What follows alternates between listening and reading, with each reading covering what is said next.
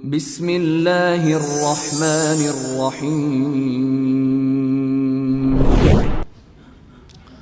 Orang berbuat amal soleh itu ada kenikmatannya. Orang buat dosa ada kenikmatannya. Tapi dua kenikmatan ini mustahil bersatu, nggak bisa. Antum kalau merasakan nikmatnya ibadah, dan itu dengan cara ibadah itu tanda kutip harus dipaksakan, nggak bisa nggak.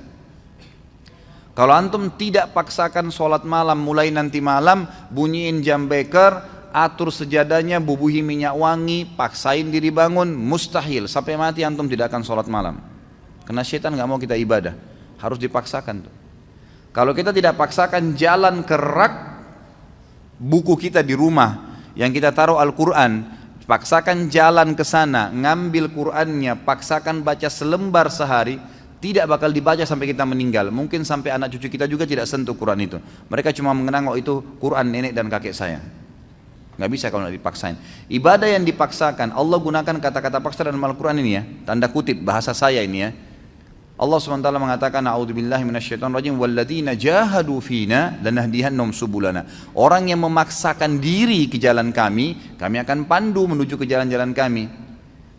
Kalau kita biasakan paksakan diri, sesuatu yang dipaksakan di awalnya itu nanti akan menjadi sebuah kebiasaan. Kalau dia kebaikan maka akan baik tuh. Kita kalau biasakan diri puasa Senin Kamis, atau biasakan diri untuk azan langsung ke masjid, coba biarin bergulir tuh. Nanti kalau sudah menjadi sebuah kebiasaan, kita nggak enak lagi kalau nggak kerjain gitu. Karena kenikmatannya sudah muncul. Kalau ada orang yang setiap azan ke masjid, sebulan aja misalnya dijaga sama dia, nanti gak enak tuh, sekali aja terlambat satu rakaat masbuk, apalagi kalau ketinggalan sholat berjamaah, itu luar biasa penyesalannya, seperti sebuah gunung yang berat. Dari ini yang kata Nabi SAW, orang mukmin kalau berbuat dosa kecil, pelanggaran kecil sebenarnya, seperti gunung yang besar di atas punggungnya, berat rasanya, menyesal kenapa ya gitu. Sementara orang munafik kalau berbuat dosa besar, dianggap seperti lalat yang hinggap di hidungnya dan dia usir seperti ini. Kecil bagi dia. Nah, kenikmatan ibadah itu akan ada dengan cara antum harus paksain ibadah tuh, nggak bisa. Ikhwani, berhenti membuka peluang buat syaitan, jin dan manusia yang terus membisikkan, nantilah, gampanglah, kamu alim ya, berubah ya, sok alim dan segala macam istilah. Habis sudah masalahnya itu. Saatnya kita hijrah. Sampai kapan kita mau dengar syaitan-syaitan nih semuanya? Jangan sampai nanti ajal mati baru antum menyesal, penyesalan di belakang loh. Kalau antum meninggal dalam kondisi ada sholat yang ketinggalan, luar biasa nyesalnya itu. Kalau kita meninggal dalam kondisi tabungan kita penuh, nggak sempat disodakain, pastikan demi Allah antum akan nyesal. Kenapa dulu saya nggak bangun masjid ya? Kenapa dulu saya nggak begini ya? Kenapa dulu saya nggak begitu ya? Terus itu, gitu kan? Kenikmatan ibadah ada, kenikmatan maksiat juga ada. Kenikmatan maksiat ini, kalau orang maksimal di situ atau orang maksimal di sini ya, kalau ada orang ibadah dia maksimal, betul-betul ditinggalin dosa sama dia. Orang yang pakai jilbab, akhwat kita yang pakai jilbab rapi, dia sudah komitmen jaga itu. Sama tadi dengan misalnya laki-laki kalau jaga sholat di masjid, luar biasa dia tidak mau ada orang lain lihat sehelai rambutnya pun kecuali mahramnya. Satu waktu ada orang nyelonong masuk ke rumahnya, pas nyelonong masuk ke rumahnya, lihat rambutnya. Apa yang terjadi? Pasti ukhti itu menyesal. Luar biasa terbebani. Kenapa nih rambut saya kelihatan? Karena dia sudah merasakan pakai jilbab itu sudah dipaksakan sama dia, tanda kutip, sehingga menjadi sebuah kebiasaan dan sudah ada kenikmatan. Karena dibiasakan jadi ada kenikmatannya, gitu kan? Nah, kenikmatan ini, kenikmatan ibadah ini akan menghilangkan kenikmatannya dosa. Lawan tutup aurat, buka aurat. Orang yang sudah biasa tutup aurat dia rasa nggak enak lagi orang buka aurat. Orang yang biasa sholat, hilang kenikmatan meninggalkan sholat, karena lawannya sholat pahala, ini meninggalkan sholat dosa, gitu kan? Orang yang tarik kepada semua ibadah nih, orang yang biasa gemar bersedekah bantu orang, nanti dia nggak enak, lawannya itu pelit yang akan kita bahas malam ini. Itu berat, dia jadi tidak mau tuh, tidak ada kenikmatannya lagi. Dia kalau punya sesuatu, siapa lagi nih yang mau dikasih ini, dikeluarkan, gitu kan? Seperti itu. Dosa dari sisi lain juga punya kenikmatan. Dosa punya kenikmatan.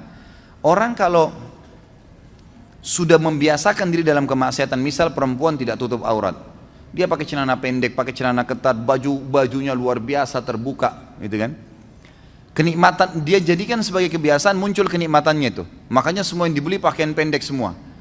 Kenikmatan ibadah lawannya tutup aurat itu hilang dari dia. Mustahil dia mau tutup auratnya, gitu kan. Karena dia sudah merasakan kenikmatannya maksiat nih, gitu. Tarik ini dalam semua kemaksiatan apapun yang antum rutinkan.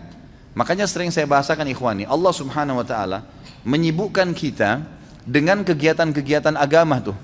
Dibuatin jadwal seharian, ada jadwal sholat, ada jadwal baca Quran, ada amal-amal soleh, banyak programnya ditawarkan supaya padat. Syaitan untuk membuat agar program-program ibadah ini terganggu, dibuatin program juga sama dia, program-program kemaksiatan.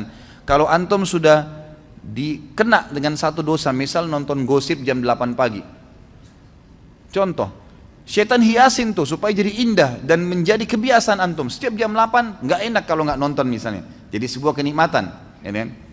Maka antum tidak akan mau diganggu jam itu, kegiatan apapun, mau baca Quran, mau mengaji, mau apa, pokoknya harus saya nonton ini, gitu kan? Dibuat kenikmatan. Kalau kenikmatannya sudah muncul, maka kenikmatan ibadah tidak ada. Kalau ada orang maksimal di sini, dia nikmatin ibadahnya, dia tinggalkan benar-benar 100% dosa, itu yang luar biasa. Itu yang kita harapkan. Kalau ada orang yang maksimal juga di dosanya, tidak pernah beribadah, kalau menurut saya dengan kacamata dia ya, saya bicara dengan kacamata orang yang bermaksiat, itu bagus dia.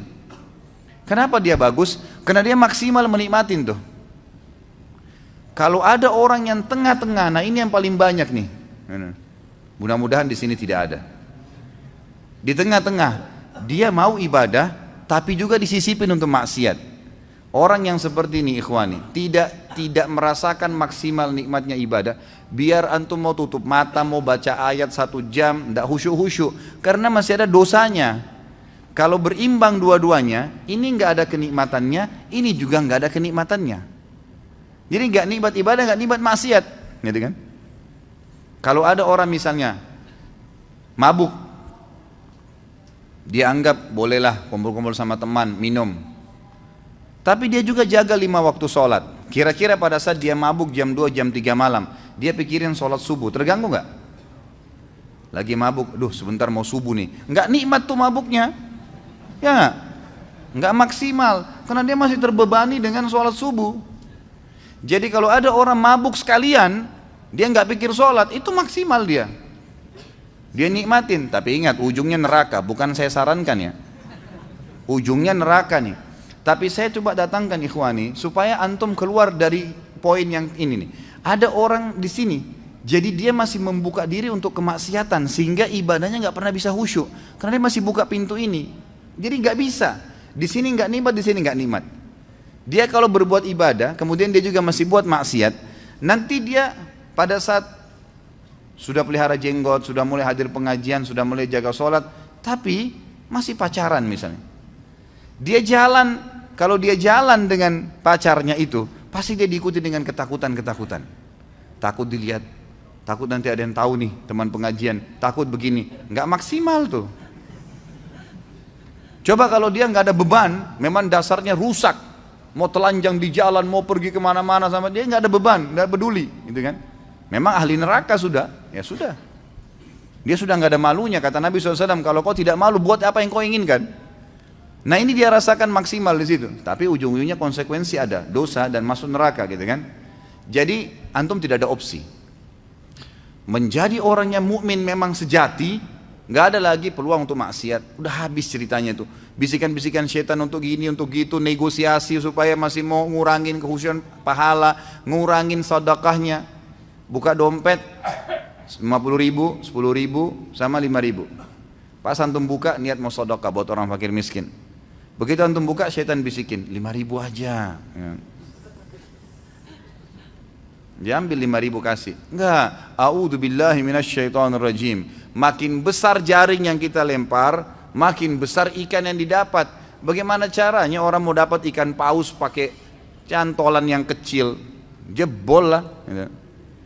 Untuk nangkap ikan teri dipakai untuk panggil ikan paus, nggak bisa. Pakai kapal tanker. Tuh dapat ikan paus tuh besar. Ngasih 1.000 rupiah minta sama Allah kesehatan, kekuatan, keturunan, selamat dari neraka, masuk surga, jodoh yang baik. Wah, luar biasa.